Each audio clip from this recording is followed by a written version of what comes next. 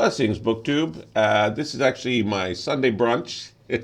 I wrote this Sunday brunch, but I'm recording it here today, Monday, in the office. Didn't really situation at home didn't really work out for the recording, but I had fun doing a coffee and donuts tag. So I'm starting this series of mashup tags where I pick and choose cherry pick tags that I like from the past and choose questions from those tags. Obviously, not all the questions for all the tags, and then I get the best of the questions on the best of the tags. Hope you like it. Hope it doesn't offend anybody. So for the first one, I think keep it real simple. I chose two of Josh, the Literary Gladiators food ones. He does these amazing food tags. He's got all kinds of ones. I'll probably be doing more of them later on. For this, I did the coffee and the donut one. I mean, the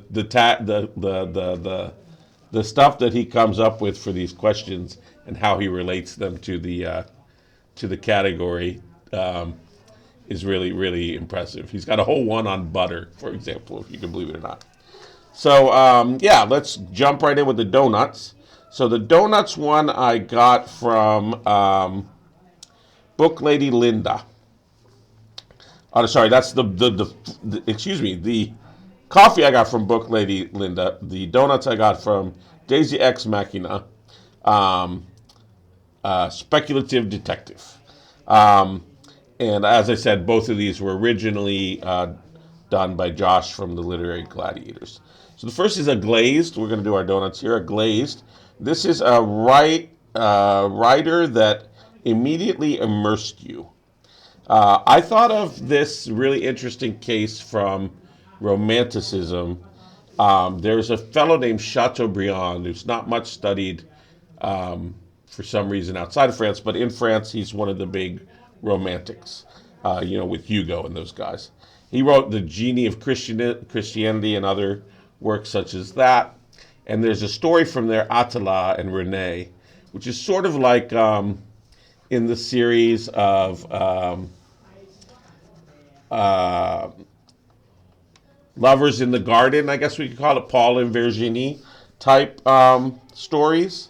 And what I loved about it is that, so obviously this is romanticism. You got this idolized woman, which you think is not very immersive, not very sensual. But because the exoticism, this is set in America, the Natchez area, it's the nature is painted so sensorially to celebrate, God's creation, that you sort of have this sensory overload going on, and then you've got this sublimated love story because it's sort of forbidden. There's often like a brother-sister vibe. It's a little bit weird. Yeah, so Attila by Chateaubriand for glazed donut. Jelly donut is a writer that contained more a work that contained more than you expected. For this, I'm going to choose Douglas Adams' work. People think, oh, he's funny, and that's why he's very popular. He does sci-fi, and he's funny. Obviously, his sci-fi is excellent, very imaginative, and then, yes, he is hilarious. But you underestimate because he's got so much going on. So you've got these characters, right, you think are like throwaway jokes, right, like the depressed robot. Or the trucker, I think from Long Dark Tea Time of the Soul, there's a trucker who's, it rains on him wherever he goes. But then you have the working out of the implications of such things, right? So what does that mean? Oh, so people want to pay him to not come to their towns. And so, or come to their towns if they need rain. I think Tom Robbins does this too. He creates all these ridiculous strands of characters and plots and crazy themes and motifs going on. But what's amazing about Douglas Adams is he wraps them all up. They come back together all in an amazing way that even Tom Robbins doesn't quite manage, which you don't mind. It's still so fun unraveling. But to see that all come back together with Douglas Adams, you really don't appreciate all that's going on there. It's a lot more than just being sort of imaginative and funny. Okay, so strawberry frosted. This is uh, a lesser studied work by a known writer that I feel should be read more frequently. America by Kafka. People think Kafka, he's so dark. He wrote this book, America, which is hilarious. And picaresque, and yeah, definitely check out America, Kafka's America, if you haven't read it.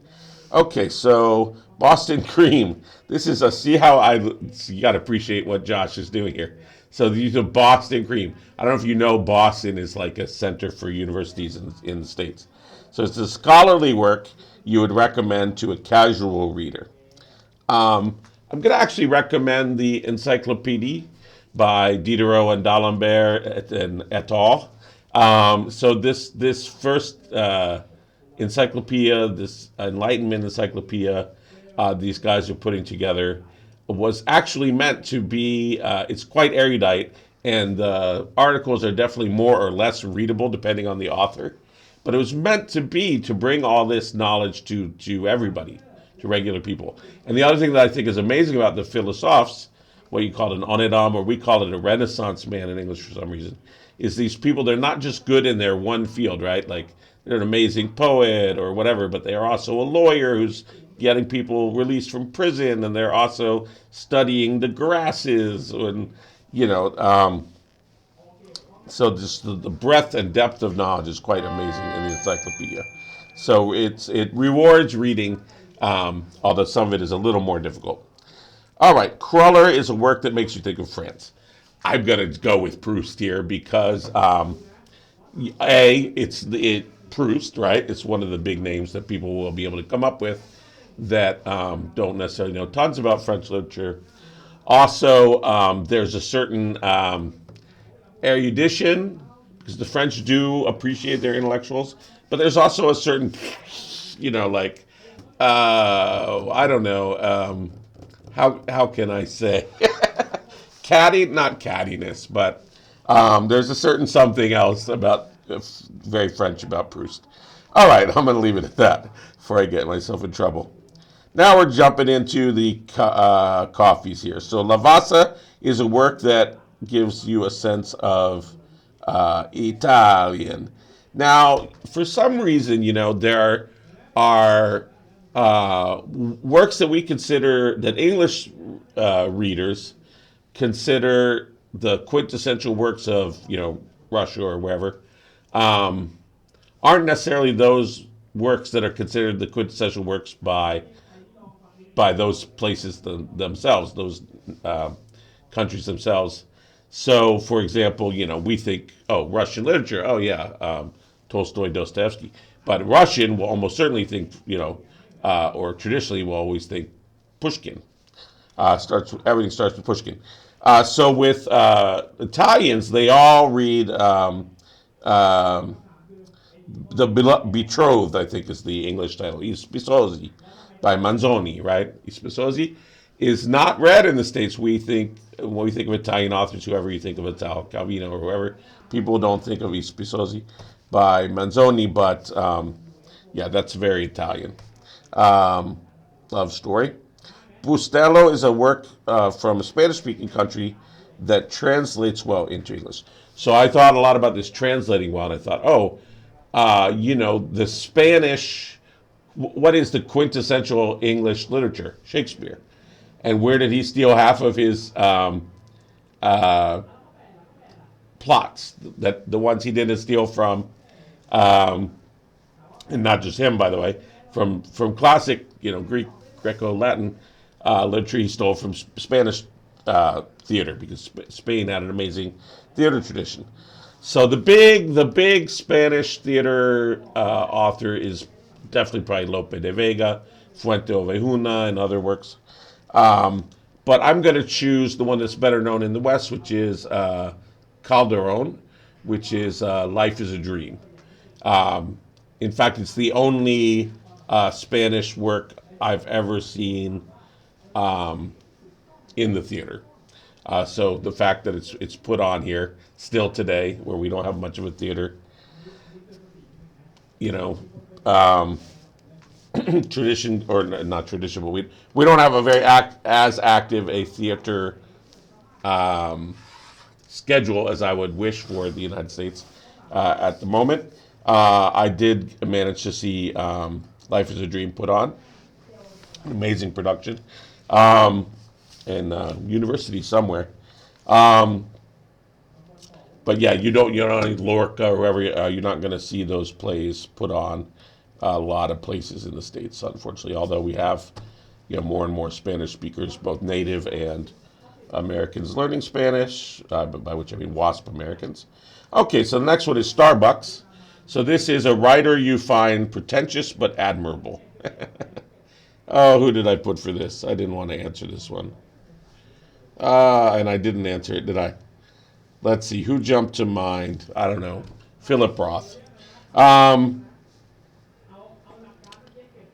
he's not pretentious, isn't quite the word, I guess, contentious.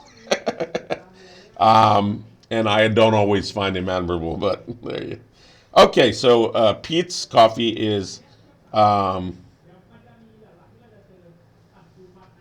I could read my own writing here or something, a work that specially succeeds with its ability to craft words. So here I am going to pick Tom Robbins. So one of the things I love his style is nobody does metaphor, similes like this guy does. He must have two hats. And he just puts his hand in one hat and pulls out turtle, and puts his hand in the other hat and pulls out, I don't know, glutinous. And somehow he's like, I'm going to make a metaphor using glutinous and turtle. That's glutinous as a turtle, whatever. And he'll use that to describe, I don't know, a loving feeling that the character is having or something. He's just amazing, so inventive, really fun. So there are other aspects of his style that I enjoy, but when I thought, for some reason, when I thought of like pretty prose or whatever, I don't know, I just wanted to get to something more specific, and I thought of those metaphors.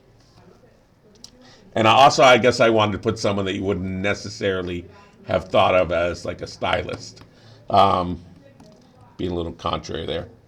But you got to, as you do these tags, everyone's giving the same answers over and over. I try to make it more original. Okay, so Folgers is a book where you were eager to resume reading. Oh, Don Quixote. It's one of the only works I do reread. You just can't put it down. It's a big one. So I knew I had to pick a big book, and I don't really like reading super long books. But that's one that, you put it aside. And normally I like to take a break in a long book, read some other things, come back to it. But you just can't, it just keeps pulling you back in because it's just such an amazing plot. And just everything about Don Quixote is just impossible to put down.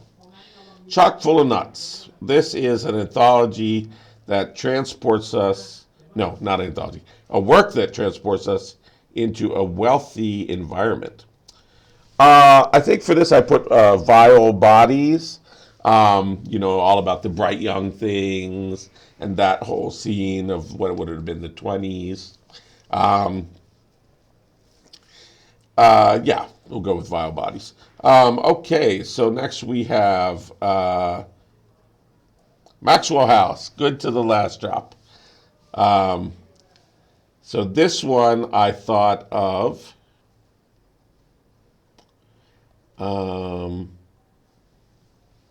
I could read my own writing again. Oh, yes. So of the two, big spoiler for Madame Bovary and Anna Karenina. Again, you've had hundreds of years to read it, but whatever. But in case you haven't, this is towards the end of the video anyway, you can cut off here.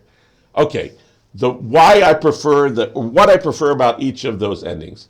So I prefer the ending of Anna Karenina, just the scene, the painting of the scene, the train. It's just I like it much better, and in many ways I don't like Madame Bovary. But there is one thing I do like about the ending of Madame Bovary is the laugh, that laugh,